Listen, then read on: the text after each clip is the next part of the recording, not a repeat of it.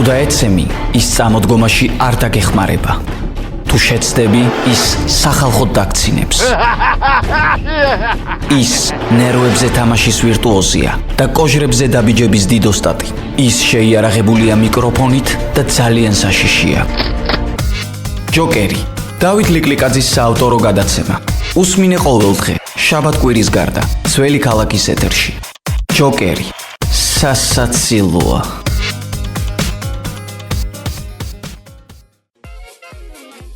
დღეს უნდა მოგიყვეთ ადგილზე ყაზახეთში, სადაც სასჯელს ხალხის მტრების ცოლები იხდიდნენ. მათი ერთადერთი დანაშაული იმ დახვრეტილი კაცების ცოლობა იყო, რომლებიც საბჭოთა ხელისუფლებამ საშიშ დამნაშავებად ცნო. ეს გადაცემა ჯოკერია, მე დათო ლიკლიკაძე ვარ, თქვენ გვისმენთ რადიო ძველი ქალაქის ეთერში FM 107.9. გამარჯობა. ცხოვრობდა ქმართან ერთად ამადა ამ წლამდე.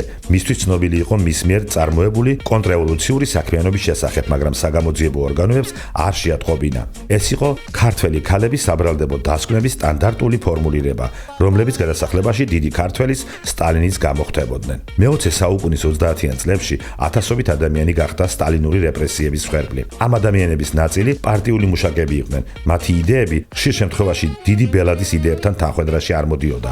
შესაბამისად, სრულიად ქვეყნის მოღალატეები ხდებოდნენ, მათ აბსურდულ დანაშაულში სდებდნენ ბრალს, რაც ძირითადად პატიმართა საბჭოთა მეთოდებით წამებითა და დახვრეტით სრულდებოდა.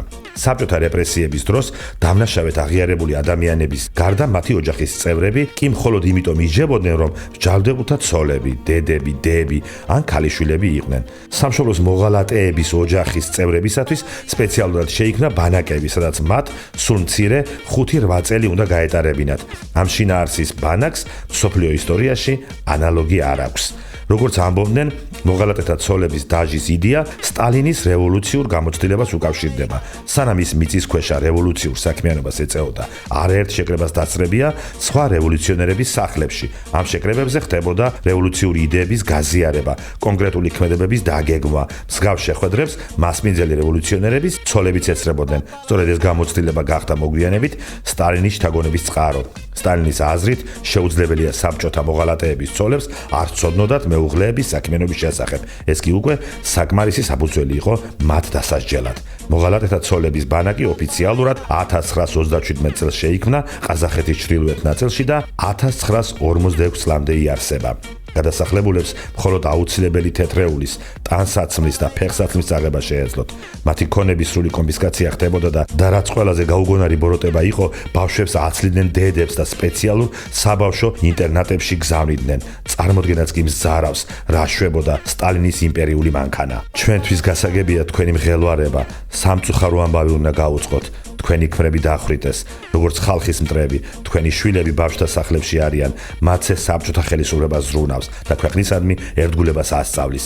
ასე იხსენებს ერთ-ერთი პატიმარი ქალი ბანაკის ზედამხედველის მიმართვას.